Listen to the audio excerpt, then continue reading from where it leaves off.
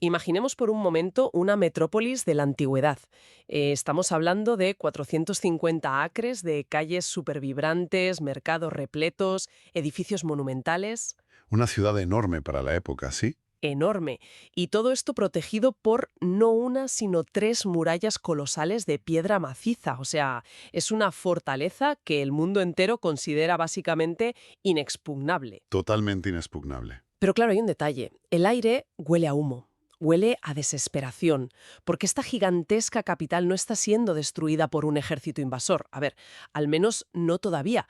Está siendo devorada desde dentro. Esa es la clave, sí, desde dentro. Exacto. Sus propios habitantes están enzarzados en una guerra civil tan brutal, tan extrema, que en un acto de locura incomprensible, acaban de prender fuego a sus propios almacenes de comida. Madre mía, es que es una imagen dantesca. Lo es. Y mientras tanto, justo al otro lado de esos muros enormes, la superpotencia militar más letal de la historia está ahí, observando la escena, simplemente esperando pacientemente a que la ciudad termine de asfixiarse a sí misma. Es una escena que, bueno, describe con una precisión milimétrica lo que estaba ocurriendo en Jerusalén en el año 70 después de Cristo. Sí, Un momento exacto en el tiempo que, literalmente, partió la historia occidental en dos. pues ese es el núcleo de nuestro análisis a fondo de hoy. Vamos a sumergirnos en el legendario asedio de Jerusalén. Un tema fascinante, la verdad. Y para esta inversión contamos con una montaña de fuentes increíbles. A ver, tenemos crónicas históricas de testigos presenciales, como el historiador judeo-romano Flavio Josefo. Josefo es fundamental aquí, claro. Y también el romano Tácito. Eso es, y no solo textos, ¿eh? Contamos con evidencias arqueológicas modernas que se han desenterrado hace muy poco bajo las calles del Jerusalén actual y, por supuesto, textos religiosos que intentaron, procesar el inmenso trauma de este evento. Porque fue un trauma a una escala difícil de imaginar hoy en día. Exacto. Así que la misión hoy no es solo repasar, digamos, un conflicto militar antiguo más. El objetivo es entender cómo este asedio y la destrucción física de esta urbe no solo aniquilaron una nación, que ya es mucho, sino que transformaron para siempre una de las principales religiones del mundo. Dejando cicatrices en la cultura, en la arquitectura y en la teología que, fíjate, siguen súper presentes hoy en día. Sí, es que es alucinante. Es que para comprender cómo cae una ciudad con esas defensas, hay que fijarse en la paradoja central de esa historia. La mayor amenaza para Jerusalén no fueron las catapultas romanas, para nada, Ah, ¿no? no. Fue la fractura absoluta de su propia sociedad. Vale, vamos a desgranar esto porque el contexto previo es lo que hace que esta historia parezca, no sé, el guión de un thriller político de Hollywood. Tal cual, una película. Antes de que las legiones romanas siquiera pensaran en montar su campamento, Jerusalén ya se enfrentaba a sus propios demonios internos. Hablamos de una ciudad inmensa coronada por el grandioso complejo del Segundo Templo. Y hay que recalcar que este templo no era solo un lugar bonito para ir a rezar. Claro, era mucho más. O sea, era el motor económico, político y espiritual de toda la región. Era, según las creencias de la época, la residencia literal de la divinidad en la tierra. Nada menos.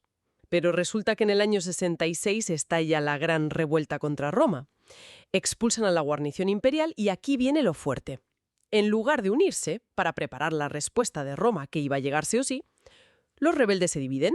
Se dividen. ¿Y de qué manera? Es el equivalente histórico a estar en un barco que se hunde por una vía de agua y, pues, en lugar de achicar agua todos juntos, la tripulación decide liarse a cuchilladas en la cubierta para ver quién sujeta el timón. Totalmente. La analogía es perfecta. Y lo más trágico de ese barco hundiéndose es que el general romano Vespasiano, que era quien estaba al mando al principio, estaba cómodamente sentado en la orilla, Comiendo palomitas, como quien dice. comiendo palomitas exacto, viendo cómo se hundían solos. Lo fascinante aquí es cómo Vespasiano utilizó la naturaleza humana y el sectarismo más extremo como su principal arma de asedio. Sin disparar una flecha. Eso es, dentro de la ciudad se habían consolidado tres facciones judías rivales. Estaban lideradas por Juan de Giscala, Simón Bargiora y Eleazar ben Simón. Tres líderes con sus propios ejércitos privados, básicamente. Sí, literalmente habían dividido Jerusalén en zonas de control militar. Y se atacaban entre sí, o sea, se lanzaban proyectilos de un barrio a otro. Es de locos. Y es justo en medio de esta guerra de guerrillas urbana cuando cometen lo que tiene que ser, vamos, yo creo que es el mayor acto de autosabotaje de la historia militar antigua. Sin duda. Resulta que para obligar a las facciones rivales, y de paso a la población civil que quería mantenerse neutral, a dejar de esconderse y salir a luchar, van y queman sus propias reservas masivas de grano y alimentos secos. Una barbaridad. Alimentos que, según los registros, habrían bastado para alimentar a la ciudad entera durante años. Años de asedio. Y los queman. Es una decisión nacida del extremismo más ciego, o sea, al quemar la comida, la lógica retorcida era, si nadie tiene que comer, todo el mundo tendrá que luchar a muerte. No hay plan B. ¡Qué locura! Pero Vespasiano y sus oficiales sabían exactamente lo que estaba pasando ahí dentro. Cuando el Estado Mayor romano le insistía a Vespasiano para atacar inmediatamente a esa ciudad desorganizada, él dijo que no. Decidió esperar. Se negó en rotundo, retrasó el asedio de forma deliberada. Básicamente aplicó esa máxima de nunca interrumpas a tu enemigo cuando está cometiendo un error. Claro, ¿para qué mancharse las manos? Exacto. Comprendió que el hambre y la guerra civil harían el trabajo sucio. Iban a debilitar las defensas muchísimo más rápido que cualquier ariepe romano. Y vaya si lo hicieron. Todo esto generó un ambiente de histeria colectiva brutal. Las fuentes de la época describen un colapso psicológico absoluto en la población. Normal, viendo el panorama. Claro. Y esto viene acompañado de lo que ellos interpretaron como presagios terroríficos. O sea, Tácito y Josefo hablan de una estrella con forma de espada que se quedó suspendida sobre la ciudad durante un año entero. Sí, que hoy en día, gracias a los astrónomos, sabemos que muy probablemente fue el paso del cometa Halley. ¡Qué fuerte! Pero claro, imaginemos el terror de ver un cometa así en medio de una guerra civil. Y hay más cosas. Se documenta que una vaca que iba a ser sacrificada en el altar del templo, pues dio a luz a un cordero. Un presagio rarísimo. Rarísimo. Y que las inmensas puertas de bronce del santuario interno, que eran tan pesadas que requerían a decenas de hombres para moverse, se abrieron solas de par en mitad de la noche. Uf, telita. Y por si fuera poco, cuentan que los sacerdotes escucharon una multitud de voces invisibles dentro del templo diciendo «Vámonos de aquí». Son imágenes poderosísimas. Y, a ver, independientemente de si esto ocurrió literalmente así, o si son construcciones literarias posteriores para intentar dar sentido al desastre, reflejan a la perfección a una sociedad que siente que su mundo se acaba. Que ya no hay esperanza. Exacto. Sienten en lo más profundo que la protección divina los ha abandonado por culpa de sus propios pecados, de sus propias divisiones internas. Claro. Y es justo en ese punto de máxima vulnerabilidad, con la comida reducida a cenizas y las defensas bajo mínimos, cuando la paciencia táctica de Roma llega a su fin. Se acabó el recreo. Eso es. Vespasiano tiene que regresar a Roma para ser coronado emperador, y deja a su hijo, Tito, al mando. Le dice, liquida el problema de Judea de una vez por todas. Y Kiko, desde luego, no se anda con rodeos. El tipo se presenta ante las murallas de Jerusalén en la primavera del año 70 y viene con una fuerza absolutamente abrumadora. Una maquinaria de guerra impresionante. Las fuentes hablan de al menos 48.000 soldados. Eso incluye 4 legiones enteras y un enorme contingente de tropas auxiliares. Y justo aquí ocurre algo que es, vamos, clave para entender la magnitud de la tragedia. La trampa demográfica. Exactamente. Una trampa demográfica perfecta. Resulta que Tito llega justo durante los días previos a la Pascua judía. Fíjate en el momento que elige. Es que no es casualidad. La ciudad, que normalmente tendría unas decenas de miles de habitantes, estaba a rebosar de peregrinos, gente que había viajado de todo el mundo conocido para celebrar la festividad. Y de repente, ¡boom!, quedan atrapados. Y ahí es donde la ingeniería militar romana entra en juego con una brutalidad calculada pero letal. Para asegurarse de que nadie escapara y de que el hambre hiciera su efecto multiplicador rápido, los romanos construyeron un muro de circunvalación. O sea, un muro alrededor del muro. Literalmente. Construyeron un muro inmenso alrededor de la ciudad a lo largo de unos 8 kilómetros. Y lo levantaron en cuestión de días. Madre mía, la eficiencia romana. Implacables. Y cualquiera que intentara salir a buscar comida a los valles cercanos, porque se morían de hambre, era capturado y crucificado a la vista de los defensores que estaban en las murallas. ¡Qué horror! Josefo relata que llegaban a crucificar a 500 personas al día.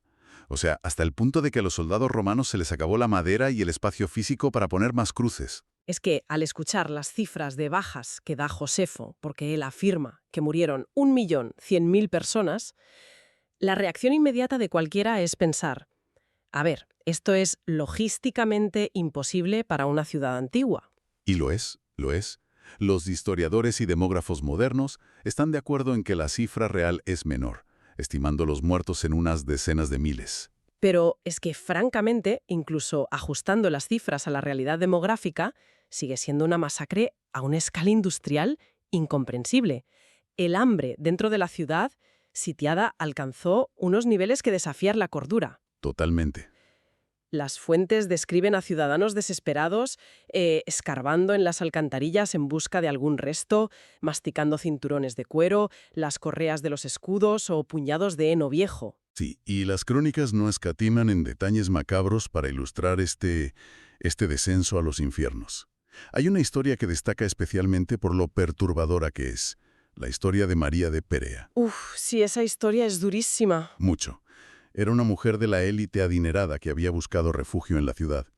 Pero tras ser saqueada repetidas veces por las propias milicias judías que iban puerta por puerta buscando comida a la fuerza, el hambre extrema la llevó a perder la cabeza por completo. Al límite de la locura. Exacto.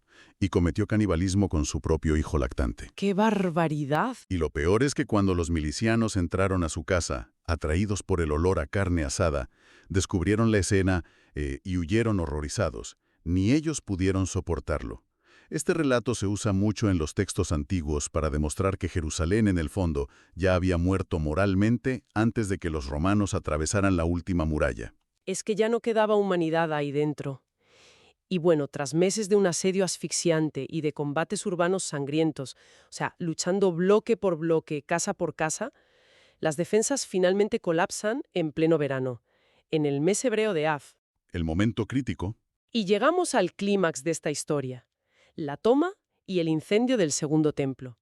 Aquí es donde se pone realmente interesante, porque la narrativa oficial sobre cómo ardió ese edificio central pues está llena de contradicciones. Muy conveniente todo. Muy conveniente, exacto. La versión que nos ha llegado a través de Flavio Josefo asegura que fue un soldado romano anónimo, que, en un arrebato de furia y actuando sin órdenes de sus superiores, lanzó un madero ardiendo por una ventana del templo. Ujú. Y Josefo insiste, casi desesperadamente, en que el comandante Tito se despertó por el alboroto, corrió hacia el santuario y les gritó a sus tropas que apagaran el fuego. Pero dice que los soldados, cegados por la sed de sangre y el caos del saqueo, lo ignoraron por completo. Claro. Y esto plantea una pregunta importante, que es el clásico problema en historia de ¿quién escribe la historia y para qué la escribe? Eso es fundamental. Hay que recordar que en la antigüedad grecorromana, destruir el templo principal de un pueblo, aunque fuera el de un enemigo jurado, a menudo se consideraba un sacrilegio gravísimo. Era atentar a la suerte con los dioses. Exactamente. Era buscarse problemas con lo divino. Y a los romanos eso no les hacía gracia. Así que claro, hay que ser muy escépticos aquí. Resulta tremendamente conveniente que Josefo, que era un historiador judío, pero que se rindió a los romanos, y que en ese momento vivía súper cómodamente en Roma, cobrando un sueldo directo de la familia del propio Tito, no lo olvidemos, pues escriba una historia que exonera a su jefe de haber destruido el mayor lugar sagrado de Judea. Es que es la maniobra de relaciones públicas perfecta de la antigüedad. Es decir, fue culpa de un soldado sin nombre. El emperador intentó salvarlo, pero no pudo. Literalmente un lavado de imagen. Precisamente. Y por eso, gran parte de la historiografía moderna, apoyada también por otros historiadores antiguos como Sulpicio Severo, sostiene una visión radicalmente opuesta a la de Josefo. ¿Qué argumentan ellos? Pues argumentan que el incendio no tuvo nada de accidente caótico. Fue una política de Estado fría y deliberada. Una demolición controlada, en cierto sentido. Sí, a nivel estratégico. Roma entendía perfectamente que, mientras el templo siguiera en pie, iba a seguir siendo el centro de gravedad espiritual, político y financiero de Judea. Y un imán para futuras rebeliones. Exacto. Así que la destrucción del templo era una necesidad absoluta, tanto militar como ideológica. Había que amputar el corazón de la cultura para poder asimilar la provincia de una vez. Y una vez que ese centro espiritual quedó reducido a cenizas, el ejército romano procedió a borrar el resto de la ciudad del mapa. Literalmente, la orden de Tito fue arrasar Jerusalén hasta los cimientos. No dejaron piedra sobre piedra casi. Bueno, Casi. Solo dejaron en pie una parte de la muralla occidental y 3 torres gigantescas que eran del antiguo palacio del rey Herodes, las torres Fasael, Hípico y Mariamne. Pero ojo, no las dejaron por respeto a la arquitectura local ni nada de eso. No, ¿qué va? Los romanos lo hacían favores gratis. Fue un movimiento de pura arrogancia imperial. Querían que todas las generaciones futuras vieran esas moles inmensas de piedra y pensaran, madre mía, si el ejército romano fue capaz de tomar fortificaciones tan inmensas, nadie, absolutamente nadie, puede desafiar a Roma. Propaganda a través del paisaje urbano. Y lo más sobrecogedor de todo esto es que la arqueología moderna en Jerusalén respalda cada letra de esta devastación. O sea, no son solo cuentos antiguos. Sí, las pruebas físicas están ahí. A lo largo de las últimas décadas, las excavaciones han ido sacando a la luz lugares como la famosísima Casa Quemada. Era una mansión que pertenecía a la élite sacerdotal de la ciudad. Ajá. Cuando los arqueólogos excavaron allí, ¿qué encontraron? Pues una gruesa capa de ceniza apelmazada, monedas acuñadas por los rebeldes con la inscripción «Por la libertad de Ción», y en un rincón, el brazo esquelético de una mujer joven tirado junto a una lanza romana. ¡Qué imagen tan dura! Es una cápsula del tiempo del terror. Literal, congelada exactamente en ese verano del año 70. Es escalofriante, la verdad. Y fíjate, otro descubrimiento fascinante y terrible a la vez tiene que ver con la red de alcantarillado antiguo. Se han limpiado kilómetros de canales de drenaje subterráneos que pasan por debajo de las calles pavimentadas. Sí, los refugios de última hora. Claro. Allá abajo, en la más absoluta oscuridad, los investigadores han encontrado cientos de vasijas de cocina intactas, lámparas de aceite, monedas. Era allí donde miles de civiles y rebeldes intentaron esconderse cuando la ciudad cayó. Vivieron literalmente en las alcantarillas. Vivieron allá abajo a oscuras, hasta que los romanos se dieron cuenta y empezaron a levantar las pesadas losas de piedra de las calles para cazarlos uno a uno bajo tierra. Es que no había escapatoria. Y el destino de los que sobrevivieron a la matanza inicial fue igualmente desolador. O sea, decenas de miles de personas fueron enviadas a trabajar hasta morir en las minas de plomo de Egipto. Esclavitud extrema. Sí, y otros fueron vendidos masivamente en los mercados de esclavos del Mediterráneo. Hubo tantos de golpe que provocaron un desplome brutal del precio de los esclavos en toda la región. ¡Qué locura! Y miles más fueron reservados para un final, digamos, más teatral. Fueron obligados a luchar entre sí como gladiadores o a enfrentarse a bestias salvajes en las arenas de todo el Imperio Oriental.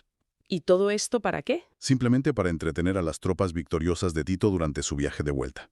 Resulta espeluznante pensar que todo este nivel de brutalidad y sufrimiento humano fue transformado por Roma en la campaña de propaganda y marketing más exitosa de la antigüedad. La más grande, sin duda. En el año 71, Vespasiano y Tito celebran en Roma un triunfo conjunto, un desfile militar de una escala colosal. Desfilaron por las calles de la capital con miles de cautivos encadenados y sobre todo exhibiendo los tesoros sagrados saqueados del Templo de Jerusalén. Entre ellos, la famosísima menorá de oro macizo. Exacto. Y para inmortalizar ese momento, erigieron el famoso Arco de Tito, que cualquiera que vaya de turismo y en día a Roma puede verlo levantarse imponente. Allí están los relieves de los soldados romanos llevándose ese candelabro sagrado. Y la campaña de propaganda no se limitó a la arquitectura monumental de la capital. Llegó a los bolsillos de cada ciudadano del imperio. Es verdad, las monedas. Claro, hay que entender que en el mundo antiguo, las monedas funcionaban como los medios de comunicación de masas. Eran como el equivalente a las redes sociales de hoy, para lanzar un mensaje. Un mensaje que llegaba a todas partes. Eso es. Roma acuñó millones de monedas conmemorativas conocidas como Judea Capta. En el reverso de estas monedas aparecía un soldado romano de pie, súper victorioso, junto a una palmera. Y debajo de la palmera, una mujer judía sentada en el suelo, llorando, simbolizando a la provincia derrotada. ¡Qué nivel de guerra psicológica! Cada vez que alguien compraba una barra de pan en cualquier rincón perdido de Europa o del norte de África, recibía en la mano un recordatorio visual de la supremacía absoluta de Roma. Tal cual. Pero el monumento definitivo de esta victoria, el clímax absoluto de esta propaganda, es un edificio que todos conocemos. A ver. Resulta que las inscripciones encontradas recientemente confirman que la construcción del inmenso anfiteatro Flavio fue financiada explícitamente, y cito el término legal romano, ex manubis. ¿Qué significa? Significa financiado con el botín de guerra. ¿Y de dónde venía casi en su totalidad ese botín? de los inmensos tesoros saqueados de Jerusalén. Estamos hablando del Coliseo romano. Espera, ¿el mismísimo Coliseo? El mismísimo. Es una ironía histórica tremenda. El Coliseo, que hoy es el símbolo romántico y tunístico por excelencia de Italia, es en realidad un monumento erigido sobre la sangre, el oro saqueado y el sudor de los esclavos de Judea. Madre mía, es que eso cambia completamente la perspectiva de la típica foto turística. Desde luego. Y si conectamos esto con el panorama general, la necesidad de esta campaña mediática tan brutal tiene todo el sentido del mundo para ellos. Por la política interna en Roma. Exacto.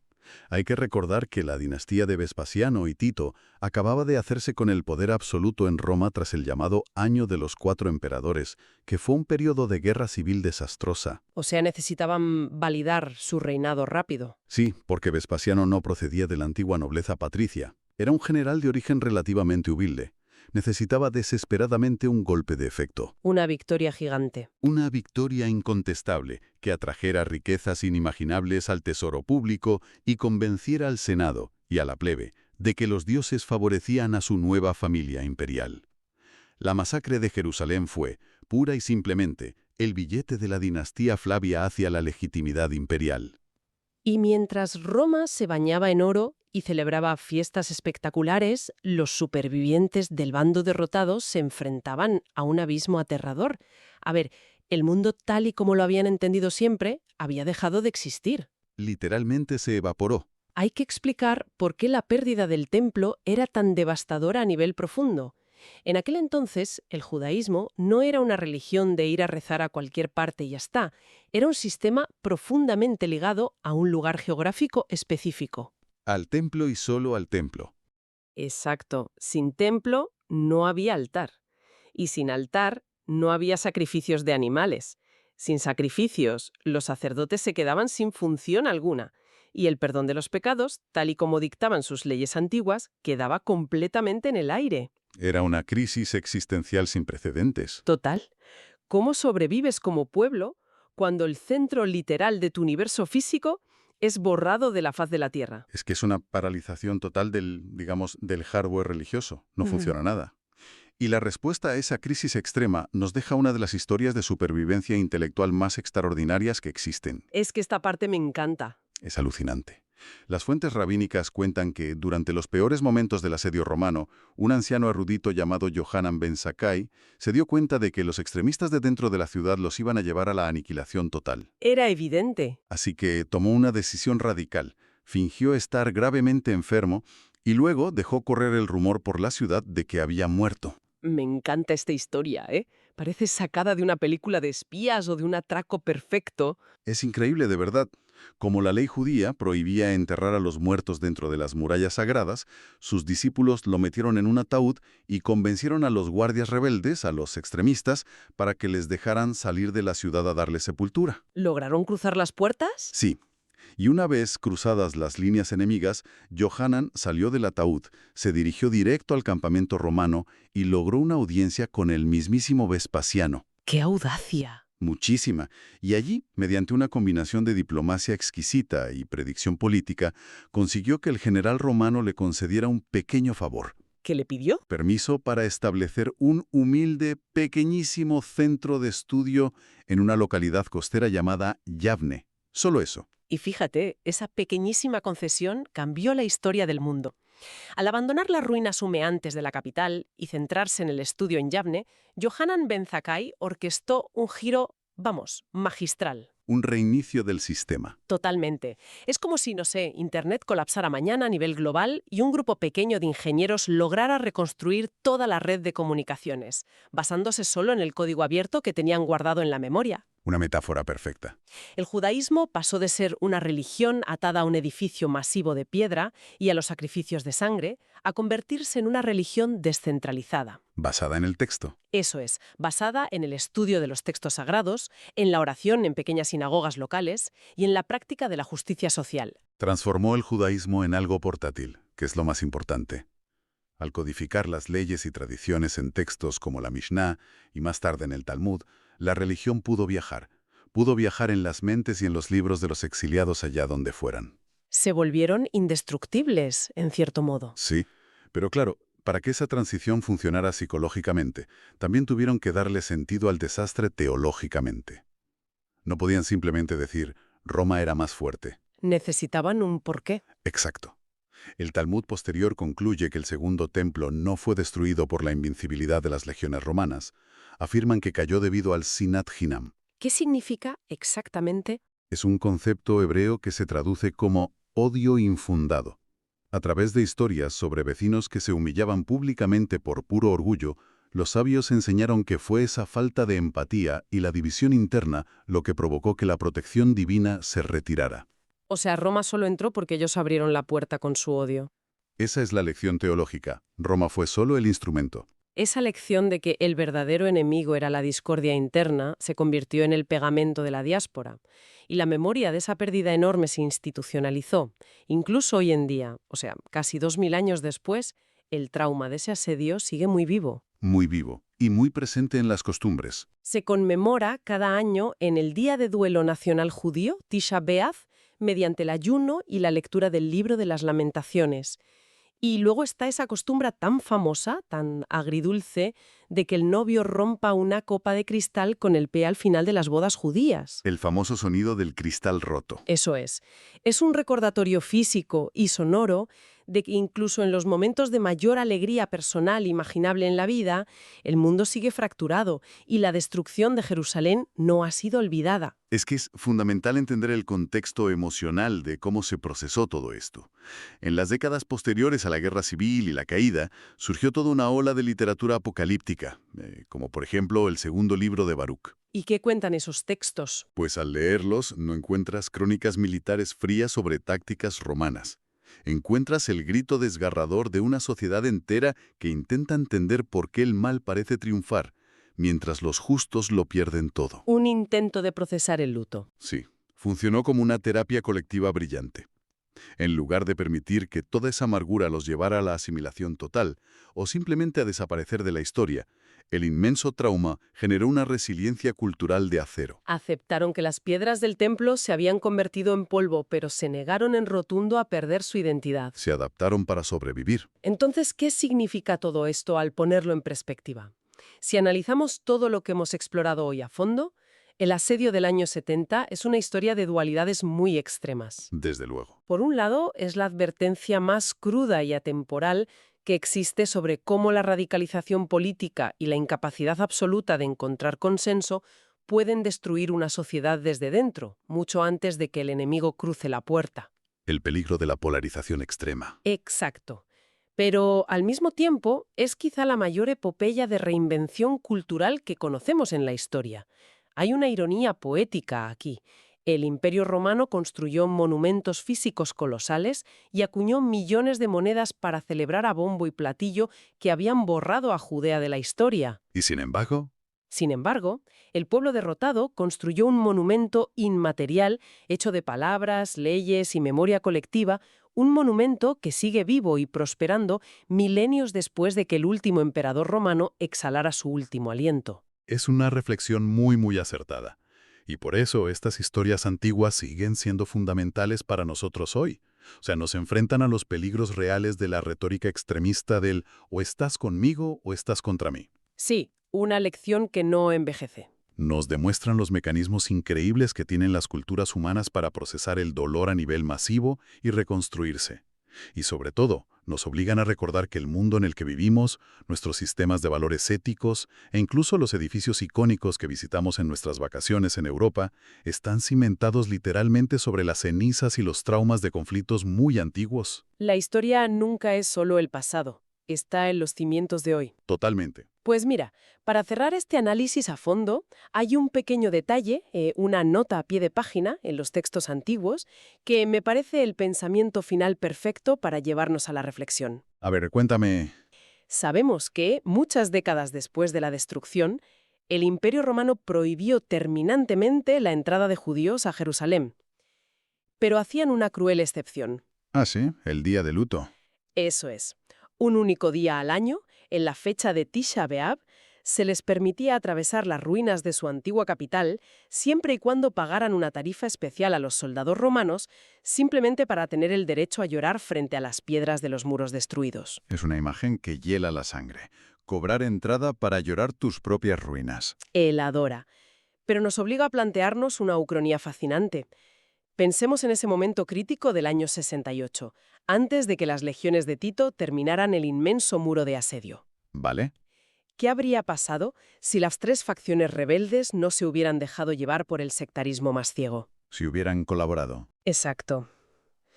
Si en lugar de quemar las enormes reservas de alimentos en una locura autodestructiva, hubieran racionado el grano y colaborado en las defensas, ¿habrían podido esas famosas 3 murallas colosales desgastar a las legiones romanas? Es una gran pregunta.